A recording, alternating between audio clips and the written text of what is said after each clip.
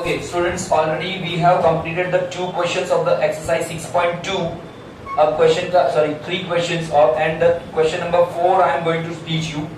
यहाँ पर आपकी टेक्स्ट बुक के अंदर ऐसा क्वेश्चन दिया है, ऐसा दिया है AB पैरेलल CD. इसके आगे वाला भी ऐसा क्वेश्चन हमने किया हुआ है, ठीक है. यहाँ पे इसमें देखो दोनों लाइन पैरेलल है और अंदर एक ट्रायंगल बना के दिया है. ऐसी एक्चुअली डायग्राम ही आपको दी है, आपको डायग्राम अंदर से देख के करनी है और उसमें से आपको पूछा है कि find the value of x and y. हमको क्या ढूंढना है? x और y ढूंढना है, ठीक है. We have to find the value of the x and y, ठीक है. ओके, अब यहाँ पे ध्यान देना क्या क्या दिया है वो पहले वो हम लोग पहले लिख देते हैं. यहाँ पे ट्राइंगल PQR है हमारे पास, यस PQR है.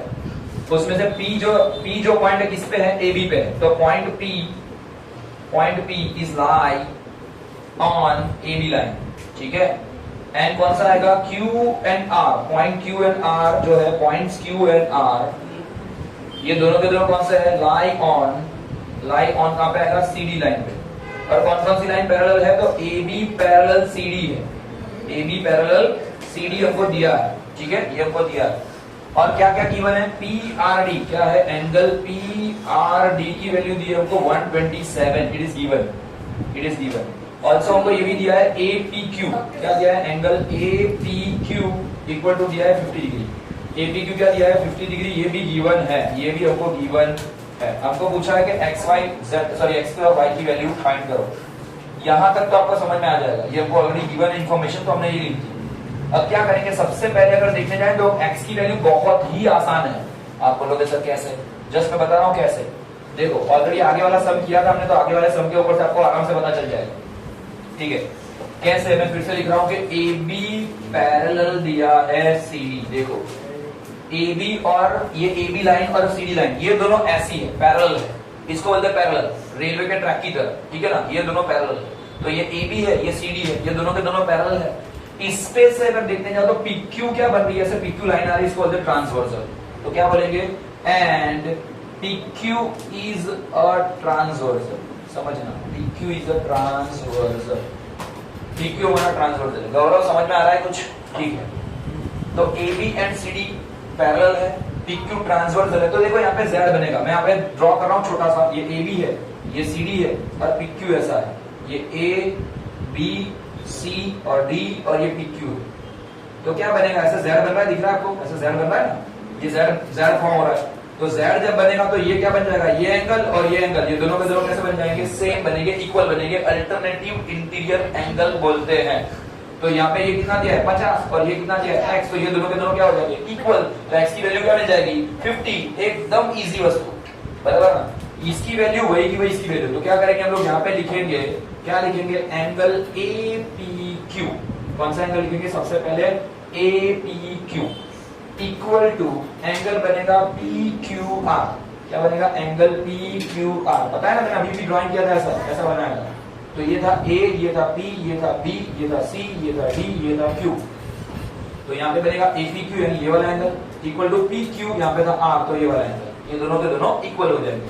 अब मैं इसकी वैल्यू रख रहा हूँ. APQ की वैल्यू दी है हमको. APQ कितना दिया है? 50. और इसकी वैल्यू क्या है? x. तो बस बन गया सीधा. x की वैल्यू ढूंढनी थी, x इक्वल टू 50. बस खत्म. इतना तो आसान था.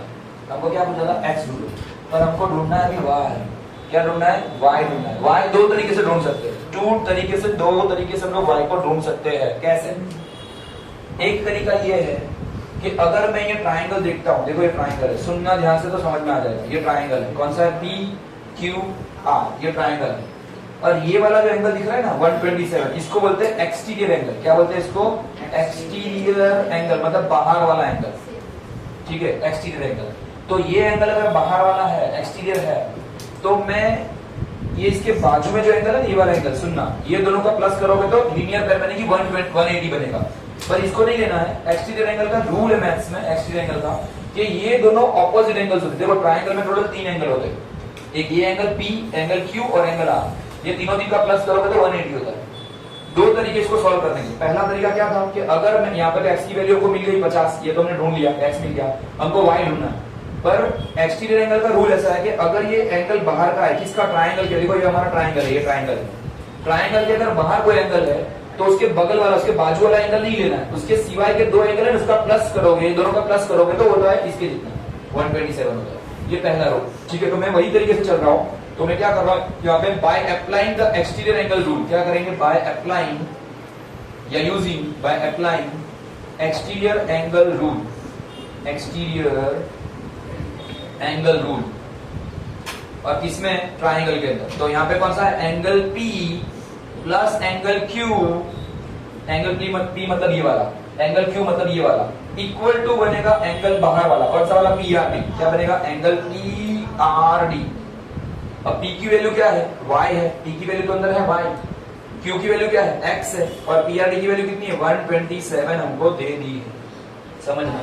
ये दोनों एंगल देखो, एक्सटीरियर एंगल मतलब बाहर का एंगल है, इसको नहीं करना है, बाजू वाले को नहीं लेना है, लेकिन बाकी के दो एंगल का प्लस करोगे, सम करोगे तो इसके जितना होता है, बराबर। तो ये हमारा y हमको ढूंढना है, तो y as it is, x की वैल्यू अभी हमने ढूंढी, कितनी है, 50, इक्वल टू ये 127, 50 को मैं लेके जाऊंगा तो क्या हो जाएगा, माइनस, तो y इक्वल टू क्या बच जाएगा, 127 माइनस 50, क्या आंसर आएगा, 77, this is your final answer. Simple सा, बराबर ना। तो हमको x ढूंढना था, x आ गया, y ढूंढना था, y भी आ गया। क्या किया मैंने, एक्सटीरियर एंगल के रूल के हिसाब से किया, समझ में आया। एक्सटीरियर एंगल का मतलब होता है ये बाजू वाले एंगल को छोड़ दो, बाकी के दोनों का प्लस कर दो, तो वो इसके जितना होगा, उसमें से एक तो हमारे पास है 50 है ही ऑलरेडी, रुद्र समझ में आ रहा है ना, तो ये 50 है, 50 में से इसको मतलब इसमें से 50 को माइनस करो तो दूसरे का वैल्यू मिल जाएगा। सर और कौन सी, ये सम ओवर हो गया, क्वेश्चन नंबर 4 इज ओवर। पर अगर आपको मान लो ये रूल नहीं याद आता और आपको दूसरे तरीके से करना है, तो कैसे करेंगे, थोड़ा लंबा पड़ेगा सम, ये शॉर्ट है, ये शॉर्ट और इजी मेथड है। पर अगर मान लो कि अगर आपको लॉन्ग तरीके से करना है, तो ये दोनों का प्लस करोगे तो 180 का लीनियर है।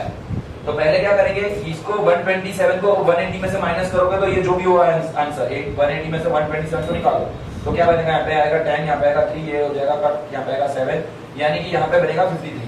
ये एंगल कितने का बन जाएगा, 53 का। अब ये तीनों तीन का जब प्लस करोगे, ये बन गया था 50, तो 50 और ये 103 बनेगा, उसमें से 180 में से माइनस करो, क्योंकि एंगल सम प्रॉपर्टी है, तब जाके आएगा। मतलब पहले इसमें से इसको ढूंढो, फिर तीनों तीन एंगल का सम होता है 180, पता है ना, ट्राइंगल का रूल है कि भाई 3 एंगल्स के, मतलब ट्राइंगल के 3 एंगल होते हैं, तीनों तीन का प्लस करोगे तो 180 होता है, उसमें से ये दोनों को माइनस कर दो, तो 103 को माइनस करोगे तब जाके आपका वापिस ये आंसर 77 आएगा। तो ये दूसरा नियम था, पर हमको ये शॉर्ट में इजीली आ जाएगा, तो हमको इसी तरीके से शॉर्ट आउट करना है, ठीक है। तो ये हो गया हमारा 4th सम। अब हम लोग नेक्स्ट क्वेश्चन के लिए जाते हैं, ठीक है। Thank you so much.